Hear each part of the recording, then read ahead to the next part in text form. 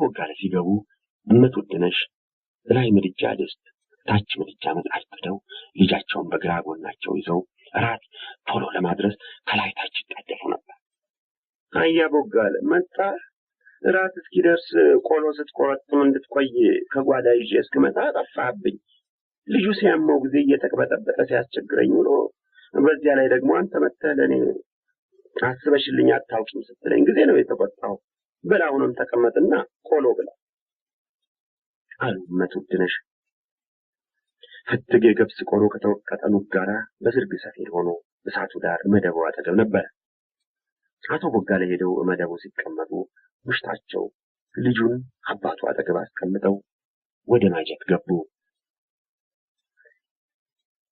ያን ምርር ብላ ያለቀሰችውን ሁሉ ረስተዋለች፣ ይቅር ብላለች። አይ ምነው የኔን ልብ እንደሷ ባደረገው አሉ አቶ ቦጋለ በሀሳባቸው። ወዲያው እመትወድነሽ ከማጀት በሰፊው ዋንጫ ጠላ ይዘው መጡና ባላቸው ፊት አንድ ጊዜ ፉት ብለው እንካ ባይጥምም ጥም ይቆርጣል አሉ ትንሽ እንደመሳቅ ብለው። እመትወድነሽ ትንሽ እንደመሳቅ ሲሉ የሚያስደነግጥ ልዩ የደስደስ ነበራቸው። አቶ ቦጋለ ተቀብለው አንድ ጉንጭ ዋጡና ምሽታቸው ወደ ምጣዳቸው መሄድ ሲጀምሩ ወዴ አሉ።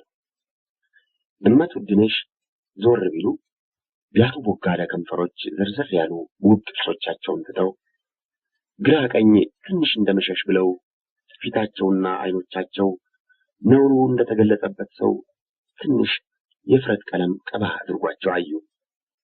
እመትወድነሽ ይህ አይነት አጠራርና ይህ አይነት አስተያየት ምን ማለት መሆኑን ስለሚያውቁ ተመልሰው ወደ ባላቸው እየሄዱ ምን ነው አሉ። የእሳቸውን ፊት ለልባቸው የተሰማውን የፍቅርና የደስታ ስሜት እንደ ንጹህ መስተዋት አጥርቶ እያሳየ የእሳቸውም አይኖች እንደ ኖረኛ አይን የሚያርፉበት ጠፍቷቸው ይንከራተቱ ነበር። እመትወድነሽ ሀብታቸው ሲጠፋ በድህነታቸውና በችግራቸው ጊዜ እንኳን በኋላም እድሜ ሲወስድባቸው ድረስ ውበታቸውና ደምግባታቸው አልተለዩአቸውም። አቶ ቦጋለ የሚስታቸውን ቀኝ እጅ ይዘው ትንሽ ሳብ ሲያደርጓቸው እቅፋቸው ላይ ወደቁ። ወዲያው ከንፈሮቻቸው ተገናኙ። ምጣዱ ላይ እንጀራ አለ ያራል አሉ እመትወድነሽ ራሳቸውን ባላቸው ደረት ላይ ዛል አድርገው እንደጣሉ ችግር አይናቸውን እያዩ ይረር ማባቱ አሉ ባልየው። እኛ ደረታቸው ላይ የወደቁት ውብ ወይዘሮ የእሳቸው እንዳልሆኑና ይሄዱ እንደሆነም አይመለሱም ብለው እንደፈሩ ሁሉ እቅፋታቸውን ጠበቅ እያደረጉ በኋላ እመትወድነሽ ተነስተው ወደ ምጣዱ ሲሄዱ አባባ አለ በዛብህ ከንፈሩን እያጮኸ። እኔንም እንደማማሳነኝ ማለቱ ነው። ከዚያ አቶ ቦጋለ እየሳቁ ከተቀመጠበት አንስተው ታቅፈው እናቱን በሳሙበት አፋቸው ደጋግመው ሳሙት። አያ ቦጋለ የምትሰራው ስራ አሉ እመትወድነሽ ሙግዱን ከምጣዱ ላይ ሲያነሱ እንጀራው ያረረ አያ ቦጋለ ብቻቸውን በሰሩት ስራ እንደሆነ ሁሉ። አረረ አሉ ባልየው። አረረ ትላለህ ከሰል ሆነ እንጂ ታዩ ይራት ማባቱ ወስስ ግድ የለ ምጣዱ እንዳይበላሽ ነው እንጂ። ለምን ይበላሻል? ምጣድ አንድ ጊዜ በላዩ እንጀራ ካረረ ከዚያ በኋላ 2-3 እንጀራ ተበላሽቶ ነው ደህና ማውጣት የሚቻል። ታዲያ ይሁና እንግዲያውስ ወደን ነው። እመትወድነሽና አቶ ቦጋለ በጣም የሚዋደዱ ባልና ሚስት ነበሩ። ብቻ የተወለዱበት ያደጉበትና የኖሩበት ሁኔታ የተለያየ ስለነበረ ይልቁንም መጀመሪያ እንደተጋቡ በመካከላቸው የነበረው ግጭትና ኩርፊያ ይበዛ ነበር። ደግነቱ ሁልጊዜ ኩርፊያውን ተከትሎ የሚመጣው አዲስ ፍቅር ስለነበረ ግጭቱና ኩርፊያው የቂም መታሰቢያ ሳይተው ያልፍ ነበር። በሚዋደዱ ባልና ሚስት መካከል የሚነሳ ግጭት አዲስ ፍቅር ፈጥሮ ባልና ሚስቱን የበለጠ እንደሚያዋደድ፣ በማይዋደዱ ባልና ሚስት መካከል የሚነሳ ግጭት ግን በቂም ላይ ቂም ጨምሮ ወደ መለያየት እንደሚያደርስ የታወቀ ነው። በዛብህ ከተወለደ ጀምሮ 5 ዓመት እስኪሞላው ድረስ ሙሉ ጤና አልነበረውም። በተወለደ በ3 ወሩ መጨረሻ አንከሊስ የሚባለው የልጆች በሽታ አመመው። በ6ኛው ወሩ ቋቋት የሚባለው የልጆች የሳል በሽታ አመመው። በዓመቱ መጨረሻ ላይ ኩፍኝ ወጣበትና ሞተ ከተባለ በኋላ ተረፈ።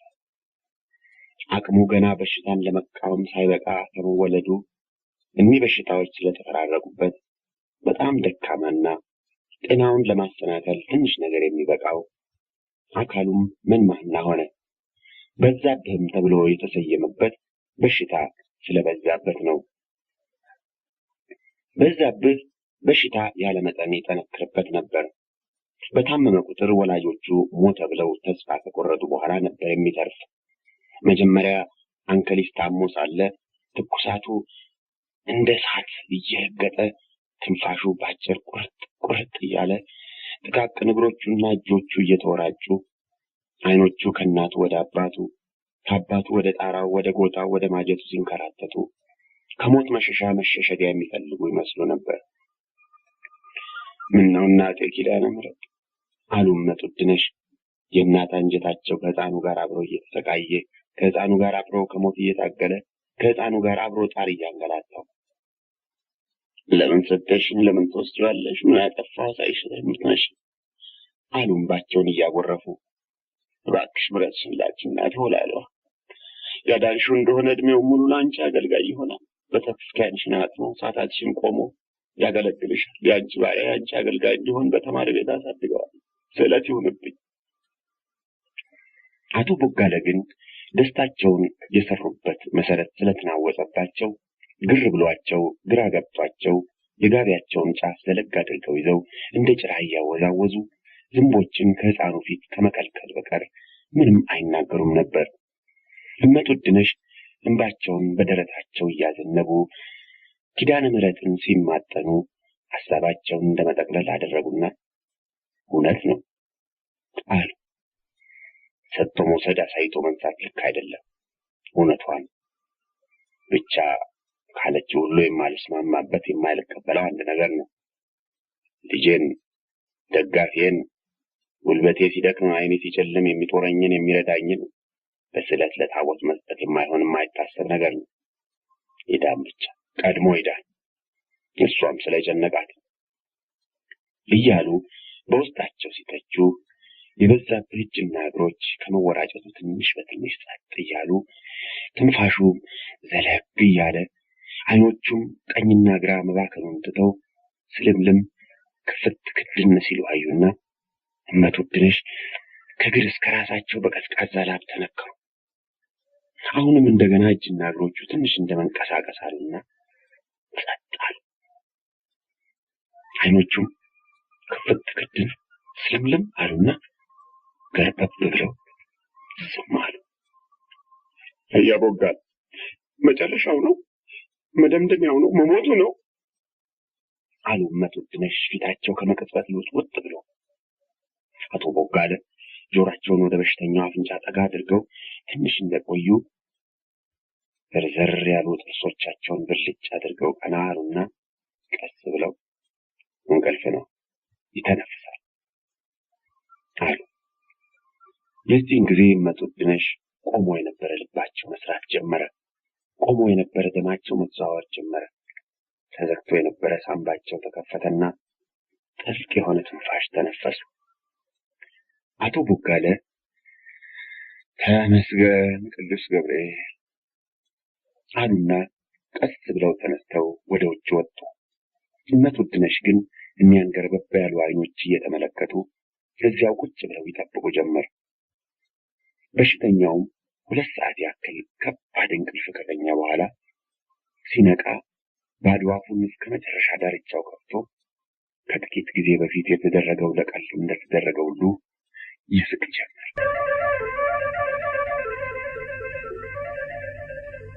በዛብህ ከተለየ እናቱ አንድ ጊዜ ለማርያም፣ አንድ ጊዜ ለጊዮርጊስ፣ አንድ ጊዜ ለዮሐንስ፣ አንድ ጊዜ ለሚካኤል፣ አንድ ጊዜ ለገብርኤል እንደተሳሉ በታቦቶቹ አደራ አውጭነትም ይሁን ወይም የተሰራበት ክር በመበርታቱ ሞትን ድል አድርጎ ለማደግ በቃ። አቶ ቦጋለ ምራንና ቀንበር፣ እርፍና ሞፈር፣ መሬትና ዘር የሚስማሙበትን ዘዴ አስተምረው ልጃቸውን በቦታቸው ለመተካት ነበር ሐሳባቸው። እማት ውድነሽ ግን ልጃቸው ያደገው ለታቦቶቹ በመሳላቸው መሆኑን ስላመኑ በየጊዜው በሰጡት ቃል ኪዳን መሰረት አገልግሎቱን በሙሉ ለተሳሉላቸው ታቦቶች እንዲሰጥ ነበር። ስለዚህ በዛብህ 5 ዓመቱን ጨርሶ 6ኛውን ሲይዝ እማት ውድነሽ ወደ ተማሪ ቤት እንዲገባ፣ አያ ቦጋለ ግን ለጥጃ ወይም ለፍየል እረኝነት እንዲቀጠር በማለት በመካከላቸው ጥል ተነሳ። አረ ለመሆኑ ያንቺን ሐሳብ የምቀበል ብሆን አሉ አቶ ቦጋለ፣ አንቺ በትንሹ የ7 ታቦት በተስኪያን አጥኖ ሰዓታት ቆሞ እንዲያገለግል ተስለሻል። ስለዚህ መቼም ለበዛብህ ሲሉ ታቦቶች ሁሉ በተስኪያናቸውን በአንድ ላይ አይሰሩምና በዛብህ በ19 ሌሊት የገብርኤልን ሰዓታት ለመቆምና በተስኪያን ለማጠን በአከል ገብርኤል እንዲሁም በ21 ዛባ ጽዮን፣ በ23 ጣሜ ጊዮርጊስ፣ በ24 ተክለ ሃይማኖት እንዲሁም የተሳልሻቸውን ታቦቶች በተስኪያን እየፈለገ ሲዞር ሊኖር ነው። አለዚያ አንዱን ታቦት አገልግሎ የሌላው የጎደለበት እንደሆነ እኔ ባንቺና በእኔ መካከል የተነሳው ጥል በታቦቶች መካከል ይነሳል ብዬ እፈራለሁ። የደንቆሮ ድንቁርና ብልህ ለመሆን ሲሞክር ይገለጻል ይላሉ ቄስ ታምሩ አሉ እመት ውድነሽ እየሳቁ። ድንቁርና ያንሳት ነግሪኝ አውቀዋለሁ፣ ብቻ ለጠየቅኩሽ መልስ ስጪኝ። ለ7 ቀርቶ ለ100 ታቦቶች ብሳል በዛብህ እየዞረ 100 በተስኪያኖች ማጠንና ሰዓታት መቆም አያስፈልገው። ከዚሁ ከሀገሩ ሳይወጣ ሁሉንም ሊያገለግል ይችላል። ከማንኩሳ ሳይወጣ እንዴት አድርጎ? የተሳሏቸው ታቦቶች በሚውሉበት ቀን በየስማቸው እዚሁ ማንኩሳ ሰዓታት ቢቆምና ቢያጥን በቂ ነው። እስቲ ቆይ፣ ማንኩሳ ታቦቱ ሚካኤል አይደለም? አዎ ሚካኤል ነው። ታዲያ የሚካኤል ታቦት ሲታጠንና በሚካኤል ቤተክርስቲያን ሰዓታት ሲቆም ለሌሎች በየት በኩል አልፎ ይደርሳቸዋል? ይደርሳቸዋል ነው የምልህ። አንተ ደግሞ አይገባህምና ዝም በል። ሁልጊዜ የሚደረገው እንዲህ አይደለም አሉ እመት ውድነሽ እንደመቆጣት ብለው። ይኸው እንግዲህ ማስረዳት ሲያቅተሽ ዋና መከላከያሽ መቆጣት ነው። እስቲ ሳትቆጪ ረጋ ብለን እንነጋገርማ። ተወልደህ እስክታረጅ ሲደረግና ስታየው የኖረውን አሁን አዲስ ነገር አድርገህ ስታመጣው ምን ላድርግ? ከሁሉም የሚያናድደኝ እኮ ልብህ እያወቀ አንተ የፈለግከው ስላልሆነ ብቻ መከራከር ነው። የምናገረውን የምናገር አምኜበት እንደሆነ ወይም ለክርክር ብቻ እንደሆነ የምናውቀው እግዚአብሔርና እኔ ብቻ ነን፣ አንቺ አይደለሽም። ስለዚህ እሱን እንተውና ተወልጄ እስካረጅ ሳየው የኖርኩ ምንድነው? እዚሁ በሚካኤል ቤተክርስቲያን ለማርያም፣ ለጊዮርጊስ፣ ለባለ እግዚአብሔር፣ ለሌሎችም እንዲሁ ሲቀደስ ሲታጠን ሰዓታት ሲቆም አይተህ አታውቅም? ሱሳው ብቻ ልክ አይደለም። እሰይ የኔ ልክ በላ እንግዲህ ሊቆች ያወጡትን እግዚአብሔር ያወጣውን ደንብ አንተ ለውጠው። ማንም ያወጣው ብቻ በእኔ አስተያየት በሚካኤል ቤተክርስቲያን ለጊዮርጊስ ሰዓታት መቆም ወይም መቀደስ በገብረ ማርያም ሰርግ ወልደ ማርያምን እንደማወደስ ነው አሉ አቶ ቦጋለ ትንሽ እንደመሳቅ ብለው። እኮ አንተ ሊቁ እስከ ዛሬ የኖረውን ደንብ ነገ ተነስተህ ለውጫለሁ ብለህ አዋጅ አስነግርና ሲለወጥ ሁሉም ይቀራል። እስከዚያ ድረስ ግን እኔ ያልሁት ይሆናል። በሚካኤል ቤተክርስቲያን ለጊዮርጊስ የሚሆን ለማርያም ወይም ለሌላ ቢቀደስና ሰዓታት ቢቆምም እኮ አገልጋዮቹ አንቺ እንደምትዩ ድንግላይ መሆን የለባቸው። አሁን ደግሞ ሌላ ነገር አመጣ። እኔን ማስረዳት አቃተሽ ትላለህ። ሳስረዳህ የያዝከውን ትተህ ወደ ሌላ ትሄዳለህ። ምን አባቴ ላድርግ? ጨንቆኝ እኮ ነው አሉ አቶ ቦጋለ ያዘንና የጭንቅ ምልክት በፊታቸው ላይ ጎልቶ እየታየ። ለምን ይጨንቃል? አሉ ምሽታቸው። እግዚአብሔር አልሃ ይበለኝና ይህን ልጅ ብዙ አደጋ ብዙ መከራ እንዳይገጥመው እፈራለሁ። እንዴት ያለ መከራ? ለታቦት አገልጋይ ስለሆነ ነው መከራ የሚገጥመው? አይደለም፣ ለታቦት ስላገለገለ አይደለም። ታቦት ድንግላይ ብቻ አይደለም የሚያገለግል፣ ምሽት ያገባ የት ንብረት ያበጀም ቄስ ደብተራ ሆኖ ያገለግላል። አንቺ ግን የምትይው ድንግል ሆኖ ይቀር ነው። እኔም በጣም የፈራሁት ይሄን ነው። አየሽ፣ ካደገ በኋላ እንደሌላው ሁሉ ምሽት አግብቶ ቤት ንብረት አበጅቶ ልጅ ወልዶ መኖር የፈለገ እንደሆነና ድንግልናውን ያፈረሰ እንደሆነ ይቀሰፍብናል። ታቦቶች ቢምሩት እንኳ ድንግልናውን ያፈረሰ እየተባለ የሰው መሳቂያና መሳለቂያ ይሆናል። የሀገራችን ሰው ምላስ እንዴት እንደሆነ ታውቂያለሽ። እንኳን ድንግልና ቅስና ያፈረሰ በሀገራችን ከሌባ የበለጠ ብርቱ ነውረኛ ነው።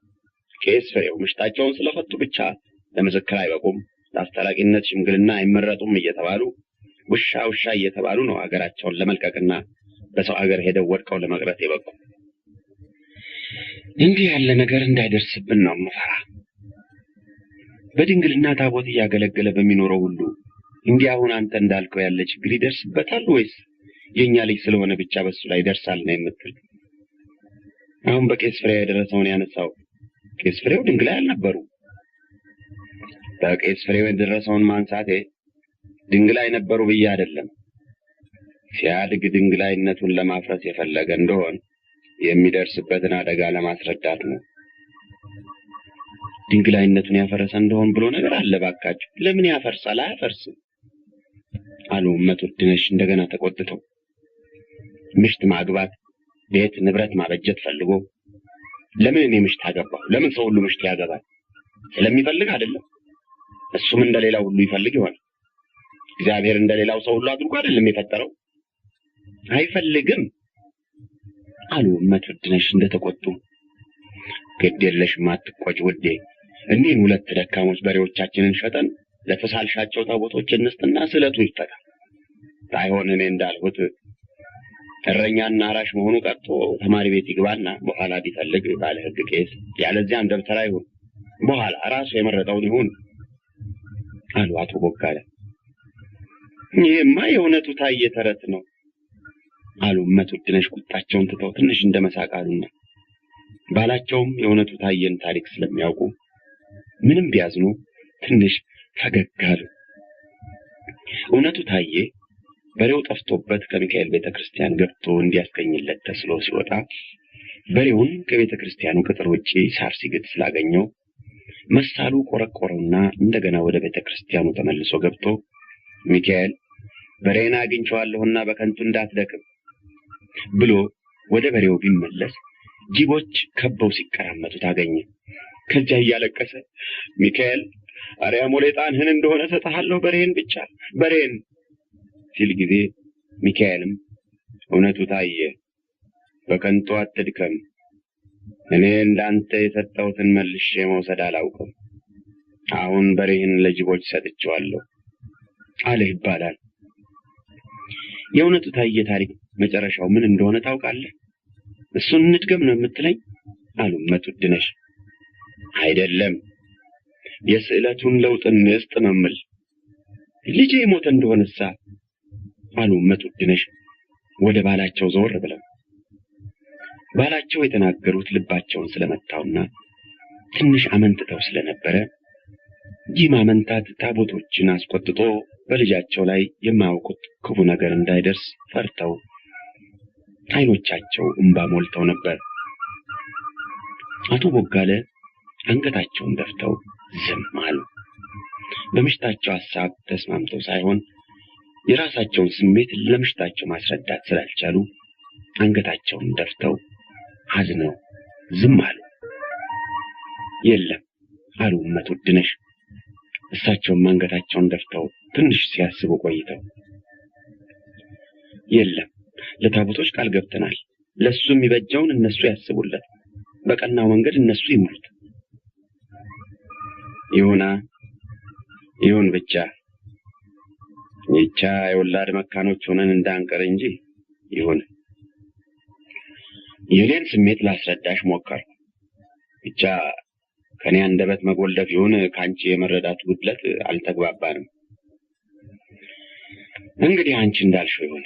እግዚአብሔር የምለምነው የኔን ስሜት ከንቱ ያንቺን እምነት እውነት እንዲያደርገው ነው ብለው ወጡ አቶ ቦጋለ። እመት ውድነሽ ባላቸውን ድል ከነሱ በኋላ በዛብህ ተማሪ ቤት ገባ። ወዲያው ተማሪ ቤት በገባ በ2 ዓመቱ በተወለደ በ8 ዓመቱ ዳዊት ደግሞ በ13 ዓመቱ ጾመ ድጓ አወቀና ክህነት ተቀበለ። ከዚያ በኋላ በዲቁና እየቀደሰ የፍታትና የአትርሱን ገንዘብ ለቤተ ክርስቲያኑ ሲገባ ድርሻውን እየተካፈለ የወላጆቹን ቤት በአሞሌ ጨው ሞላው። አንዳንድ ጊዜም የአትርሱን ገንዘብ በርከት ሲል በአሞሌ ጨው ፈንታ 1ም 2ም እስከ 3 ብር ድረስ እየያዘ ይገባ ነበር። እናቱ በተሳሉባቸውና ጠባቂዎቹ በሆኑት ታቦቶች ቀን የሚሰጠው አገልግሎት በነፃ የሚሰጠው አገልግሎት ስለነበረ በእንደዚህ ያለ ቀን ብቻ ከሚገባ ገንዘብ አይካፈልም። አቶ ቦጋለ ልጃቸው እየቀደሰ በሚያመጣው ገንዘብ አጠራቅመው መጀመሪያ ምሽታቸው እየፈተሉ ከሚያሰሩላቸው የዘወትር ሱሪ ሌላ ለክት የሚሆን አቡጀዲድ ሱሪ ገዙ። ከዚያ ቀጥሎ ጥሩ ጃኖ ሸማ ተሰፋላቸው። በኋላም በባህር አረብ የተከፈፈች ዝምዝሟ ያማረ ማለፊያ በርኖስ ገዙ። በርኖሷ 15 ብር ያወጣች በእውነት የጨዋ ልብስ ነበረች። እመት ውድነሽ ልጃቸው ተማሪ ቤት እንዲገባ አጥብቀው የታገሉ እሳቸው በመሆናቸው ከባላቸው ሐሳብ የእሳቸው ሐሳብ የሚበልጥ መሆኑን ባላቸው የሚረዱት ድሮ እየተመኙ ገንዘብ ስላልነበራቸው ሊያገኙት ያልቻሉትን ልጃቸው እየቀደሰ በሚያገባው ገንዘብ ያገኙ እንደሆነ ነው ብለው በማመን ለወርጨውና ለቅመማ ቅመም ከሚያውሉት ሌላ በቀረው ለራሳቸው ድሪና መስቀል እንኳን ሳይገዙ ያቶ ቦጋለ ልዩ ልዩ ልብስ እንዲገዛበት ወይም እንዲሰራበት ያደርጉ ነበር። እኔ ይህን ያክል ልብስ ስገዛ አንቺ አንድ ነጠላ እንኳን የማትገዢ ለምን ነው ውዴ? ይላሉ ባልየው። ጥጥ ገዝቼ ፈትሎ ማሰራቱ ይሻላል ብዬ ለቀሚስም ለኩታም የፈተልኩት አገልግል እየሞላ ተቀምጧል። ወደ ሸማኔ መሄዱን ሰነፌ ነው እንጂ ፈትሎም ማሰሪያ ዋጋውም ተቀምጧል አታስ ይላሉ እመት ውድነሽ ውሸታቸው። አቶ ቦጋለ ልጃቸው ቀድሶ ባመጣው ገንዘብ የገዙትን ልብስ ይልቁንም በርኖሷን በለበሱ ቁጥር ተማሪ ቤት እንዲገባ ምሽታቸው ሲፈልጉ እረኛ ካልሆነ ብለው የምሽታቸውን ሐሳብ መቃወማቸው ትዝ ይላቸውና ተሳስቼ ኖሯል በል ይላሉ። ተማሪ ከሚሆን እረኛ እንዲሆን መምረጤ ያለ ጥርጥር ተሳስቼ ኖሯል። እስቲ የቱ እረኛ ነው አባት እናቱን እንዲቀጥ አድርጎ የያዘ? ለወርጨው ሆነ ለቅመም አናስብ። እንዲያውም ከዚህ አልፎ ልብሳችንን የቻለ እሱ ነው። እስቲ የጥጃ እረኛ ሆኖ ቢሆን በየሳምንቱ የሚያገኘው ወተት ተጠራቅሞ ግፋ ቢል ከወርጨውና ከቅመም ያልፍ ኖሯል። የፍየል ወይም የላም እረኛ ቢሆንም እጅግ ቢበዛ በወሪያው 1 አሞሌ ጨው ቢያገኝ ነው። እርግጥ በዚህ ተሳስቼ ኖሯል። ብቻ እንደ ሌሎች ተማሪዎች እንደ ሌሎች ዲያቆኖች በኋላ እንደ ሌሎች ቄሶች ወይም ዶክተሮች ቢሆን እኔ እንዳሰብኩት እረኛና አራሽ ከመሆኑ ያለ ጥርጥር የተሻለ መሆኑን አሁን ተረዳሁ። ነገር ግን ልረዳው የማልችል ሌላውን ነው ይላሉ። ይህን ሁሉ ያደረገላቸው ልጃቸው ብድር መላሽ ሳይተካ ልጅ እንጂ አባት ሳይሆን አላፊ መሆኑን ሲያስቡ በደስታቸው መካከል ሐዘን በልባቸው ይሰነቀርና ልጃቸው ለዚህ ዓለም ደስታ ተመልካች ለመከራው ብቻ ተካፋይ መሆኑ ሲታሰባቸው እንኳን በበርኖስ ከግር እስከ ራሳቸው በወርቅ የሚያጅላቸው ቢሆን ሁልጊዜም ሙሉ ደስታ እንደማይሰማቸው ሁልጊዜም ደስታቸው ከቅርታ ጋር የተደባለቀ እንደሚሆን እርግጠኛ ነበሩ። እኔስ ጉልበቴ ሲደክም ይረዳኛል ብዬ የማስበው እሱ አለኝ። እሱ እንደኔ ሲደክም ማንን ያስባል? የወለዱት ሲወልድ የተከሉት ሲያፈራ በማየት የሚገኘውን ደስታ በምን ይለውጡታል? ገበሬ ይዘራል። የዘራውም ዘር አበቃቀሉን አሳምሮ ይወጣል፣ ያድጋል፣ ይለመልማል፣ ያብባል፣ ያምራል። ዘሪውም ከቡቃያው እስከ አበባው ድረስ ደስታው ከአዝመራው ጋር አብሮ ያድጋል። ከዚያ ፍሬውን ለማየት በናፍቆት ሲጠባበቅ በመካከሉ ድንገት አንድ የመርዶ ነቢይ ይመጣና የዘራው ዘር ፍሬ ያፈራል፣ በአበባው ደርቆ ገለባ ትቢያ ሆኖ ይቀራል። ያንተም ደስታ ከቡቃያው እስከ አበባው በማየት ብቻ ይወሰናል ብሎ ቢያረዳው ያ ገበሬ ምን ያክል ይሰቀቅ፣ ምን ያክል አንጀቱ ይቆረጥ ይሆን? እኔም እንደሱ ነኝ። ወለድኩ፣ ደስ አለኝ። ምሽት አግብቶ ልጅ ወልዶ ስሜን ያስጠራል ብዬ ተስፋዬን የመሰረቱበትን ልጄን ይህች እናቱ፣ ይህች የመርዶ ነቢይ ተስፋ፣ ደስታ፣ ፍጻሜ እየጎለመሰ ሄደ። ግብረ ዲቁና ጠንቅቆ በማወቅና በድምፅ ማማር በማንኩሳና በዙሪያ ገባው በዛብህን የሚተካከል ዲያቆን አልነበረም። ስለዚህ በዓመት በዓል ቀን ሁልጊዜም ገባሬ ሰናይ የሆነ የሚቀድስ በዛብህ ነበር። በየሳምንቱ እሑድና በዓመት በዓል ቀን ጽድቅ ፍለጋ ሳይሆን በዛብህ ሲቀድስ ድምፁን ለመስማትና አንዳንድ ጊዜም የገዛ ድምፁን ተከትሎ እንደ ንስር ወደ ላይ ሲያርግ ለማየት የሚሰበሰቡት ከወንድም ከሴትም ብዙ ነበሩ።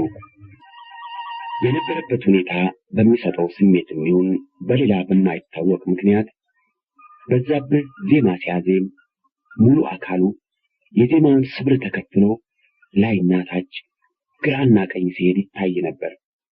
አንዳንድ ጊዜም ሲያዜም እንባው ሲወርድ አየን የሚሉ ሰዎች ነበሩ።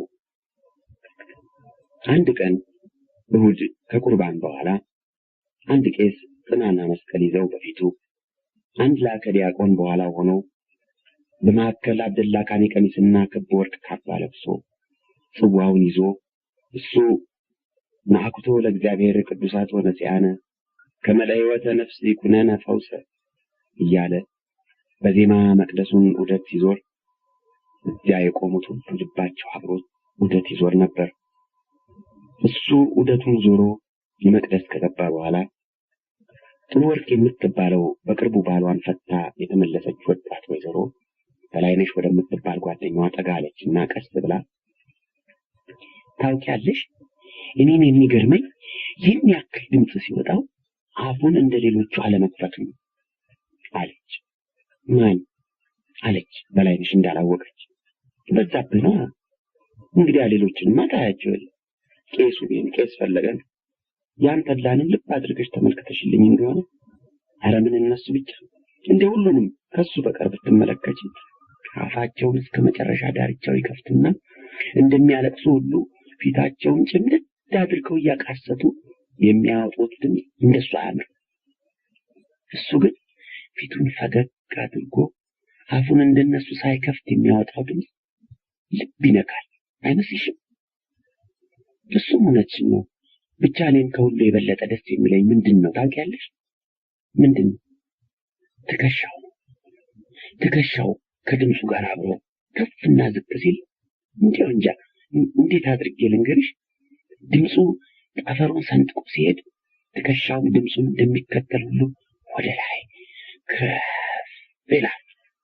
ያን ጊዜ ደስ ሲለኝ ብታይ ወይ ወንድሜ ወይ እንጃ በሆነ እላለሁ አለች በላይነሽ።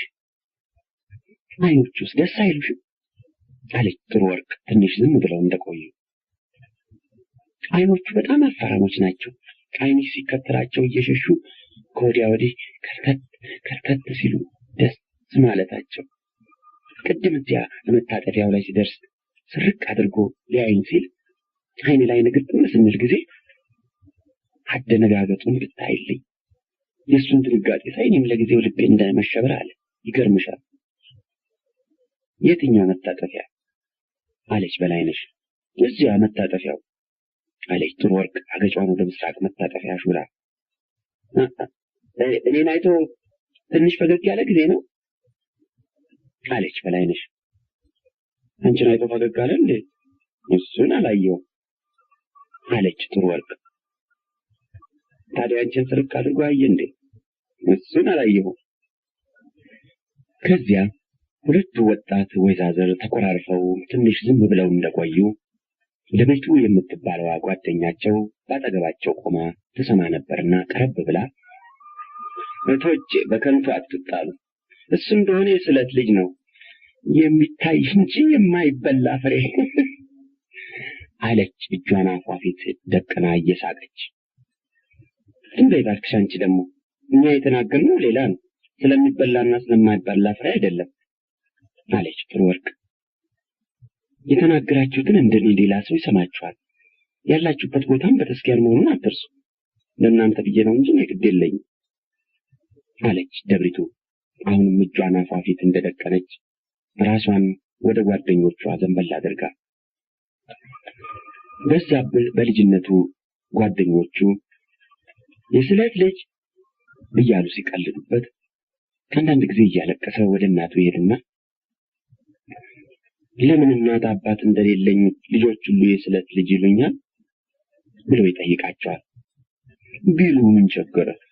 የስለት ልጅ መሆን ያኮራል እንጂ አያሳፍርም እኮ ይላሉ እመት ውድነሽ። የስለት ልጅ ማለት ምን ማለት ነው? የታቦት ልጅ ማለት ነው። የማርያም፣ የሚካኤል፣ የባለ እግዚአብሔር ልጅ ማለት ነው። ያንቺና ያባባ ልጅ አይደለሁም አለ በዛብህ እንደማዘን ብሎ። አይቷቸውን ማወቅ አባትና እናት እንዳሉት መጀመሪያ እናቱ የነገሩት ዕለት ነህ እንጂ የኔና የአባትህ ልጅ ነህ። እኛ ወለድንህ፣ እነሱ አሳደጉ። ስትታመም ጊዜ እንዲያድኑና እየጠበቁ እንዲያሳድጉ አደራ አልናቸው። ተሳልናቸውና አዳኑ። አሁንም ይጠብቁሃል። ሌሎች ልጆችሳ እነ በቀለን እነ ታየን ማን እየጠበቀ ያሳድጋቸዋል? እነሱም ማንም አይጠብቃቸው። ሲታመሙስ ማን ያድናቸዋል? ማንም አያድናቸው ሲሉት ከጓደኞቹ ሁሉ ለሱ ብቻ የታቦት ሞግዚቶች ያለው በመሆኑ ደስ ብሎትና ኮርቶ ይመለስና ከእናቱ በተቀበለው መሳሪያ ጓደኞቹን አፋፋቸውን ብሎ ያሸንፋቸዋል። ነገር ግን የልጅነት ዘመኑ እያለፈ ወደ ጎልማሳነት በገባ መጠን የስዕለት ልጅነቱ ከጓደኞቹ ቀልና ስድብ የከበደ ነገር ያለበት መሆኑ ይሰማው ጀመር። በዛብህ በልጅነቱ ጨዋታ፣ ዘፈን፣ ደስታ በጣም ወዳጅ ነበር። ሰርግ ወይም የሚዘፈንበት ዓመት በዓል ሲኖር እሱ ከሌለበት የልጆች ጨዋታ አይደምቅም። ስለዚህ ወደ ጨዋታው ቦታ ከመሄዳቸው በፊት ሁሉም ተሰብስበው እሱን ፍለጋ ወደ ቤቱ ይመጡና ይዘውት ይሄዳሉ። ትንሽ ከፍ እያለ ሲሄድ የሚያደንቁትና በልዩ አስተያየት የሚያዩትን ልጃገረዶች ይበዙ ጀመር። እዚህ ላይ ነው በዛብህ ድንገት የተለወጠ። 14 ዓመት ያክል ሲሆነው በየሰርጉና በየዓመት በዓሉ ትንንሽ ልጃገረዶች ስርቅ አድርገው አይተው ትንሽ እንደ መሳቅ ሲሉለት ባጠገቡ ሲያልፉ እንዳላዩ እግሩን ረገጥ ወይም ቆንጠጥ አድርገው ሲያልፉ ከሩቅ ይዘውት የመጡትን ሎሚ ወይም አበባ እሱ ፊት ሲደርሱ ያመለጣቸው አስመስለው ሲጥሉና እንዲህም የመሳሰሉ የምርጫ መግለጫዎች የሆኑ ምልክቶች ሲያሳዩት ያን ጊዜ በዛብህ ድንገት ተለወጠ። ዘፈን፣ ጨዋታ፣ ደስታ ይወድ የነበረው በዛብህ ከዘፈን የራቀ ዝምተኛ፣ ሐዘንተኛ ሆነ። ጓደኝነታቸውን ለሱ ብቻ መስጠት የሚመርጡት ልጃገረዶች መብዛታቸውንና እሱ ለዚህ ክብር ያልታደለ የሴት ጓደኝነት የማይፈቀድለት ሳይበድል የተፈረደበት ሳይጎድል ጎደሎ ነህ ተብሎ የተመሰከረበት መሆኑን ስላወቀ ካደገበት የጨዋታ የደስታ ማህበር ይሸሽ ጀመር። የሚወደውን እንዳያደርግ፣ ለሚወደው ጓደኛ እንዳይሆን፣ ብቻውን እንዲኖር አስቀድሞ የተፈረደበት መሆኑን ስላወቀ ከሚወደው መሸሽ፣ ዝምተኛ፣ ሐዘንተኛ መሆን ጀመረ። ብቻ ይህ አይነት ኑሮ፣ ይህ አይነት ህይወት መውጫው መዝለቂያው የማይታይ ከጉግማ የጨለመ ከመቃብር የከበደ ሆኖ ታየውና ፈራው፣ ጠላው። ሰው እስከ መቼ በዚህ አኳኋን ይኖራል? እግዚአብሔር እንደ ሰው ከፈጠረኝ በኋላ እንደ ሰው እንዳልኖር የሚፈለግበት ምክንያት ምንድን ነው? የለም፣ እግዚአብሔር ይህን አልፈለገም። እናቴ ናት ይላል በዛብህ ብቻውን ቁጭልና። አንዳንድ ጊዜ በዛብህ ጥንት የነበሩትን በዘመኑም የሚኖሩትን ምሽት ሳያገቡ ቤት ንብረት ሳይፈልጉ ሕይወታቸውን በሙሉ ለእግዚአብሔር አገልግሎት የሰጡ ደናግል ሲያስብ የተናገረው ያሰበውም ታላቅ ድፍረትና ክህደት ይመስለውና ፍርሃት ይዘዋል። ነገር ግን እንዲህ ያለው ፍርሃት የጎልማስነት ደሙ ሲፈላ ወዲያውኑ በኖ ይጠፋል። አሁን እኔ እንድኖረው የተመደበልኝን ህይወት የሚኖሩም ብዙዎች እንደሆኑ አውቃለሁ። ቢሆንም መርጠውት ወደውት ነው እንጂ ሌላ ሰው የመረጠላቸው አይመስለኝም። ሌላ ሰው የመረጠላቸው ቢኖሩም ይህ ልክ አይደለም። የሆነ ሆኖ እኔ እንዲህ ያለውን ህይወት አልወደውም፣ አልመርጠውም፣ አልፈልገውም። እግዚአብሔር ይቅር ይበለኝ እንጂ ህይወት አይደለም ይላል። ይህም ሆኖ በዛብህ ስራ አልፈታም።